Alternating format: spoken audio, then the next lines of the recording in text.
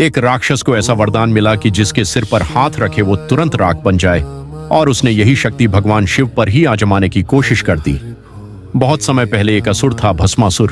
उसके अंदर शक्ति पाने की बहुत बड़ी लालसा थी।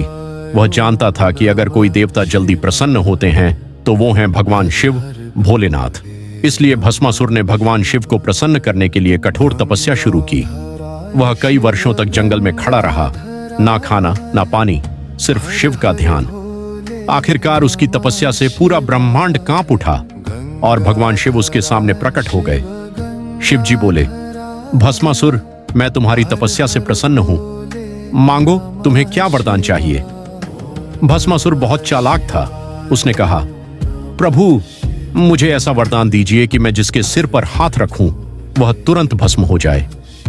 भोलेनाथ ने बिना किसी शक के उसे यह वरदान दे दिया। जैसे ही भस्मासुर को यह शक्ति मिली, उसमें घमंड आ गया। उसने सोचा, अगर मैं इस शक्ति को खुद भगवान शिव पर ही आजमा लूं तो मैं पूरे ब्रह्मांड का सबसे शक्तिशाली बन जाऊंगा। और फिर भस्मासुर शिव जी के पीछे दौड़ पड़ा। पूरे ब्रह्मांड में हड़कंप मच गया। देवता घबरा गए, क्योंकि अगर शिव जी को कुछ हो जाता तो सृष्टि का संतुलन ही बिगड़ जाता। भगवान शिव भस्मासुर से बचने के लिए पूरे ब्रह्मांड में भागने लगे। तभी भगवान विष्णु ने यह सब देखा और एक योजना बनाई। उन्होंने एक बेहद सुंदर स्त्री का रूप धारण किया, जिसे मोहिनी कहा जाता है। मोहिनी भस्मासुर के सामने प्रकट हुई। भस्मासुर उसकी सुंदरता देखकर तुरंत मोहित हो गया।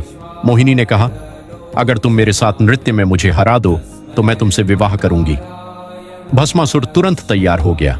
नृत्य शुरू हुआ। मोहिनी जो भी करती, भस्मासुर उसकी नकल करता। धीरे धीरे नृत्य तेज होता गया और फिर अचानक मोहिनी ने अपना हाथ अपने सिर पर रख लिया।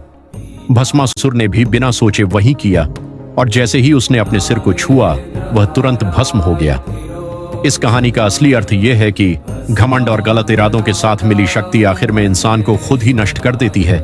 इसीलिए कहते हैं, भगवान शिव भोले हैं, लेकिन ब्रह्मांड का संतुलन हमेशा बना रहता है।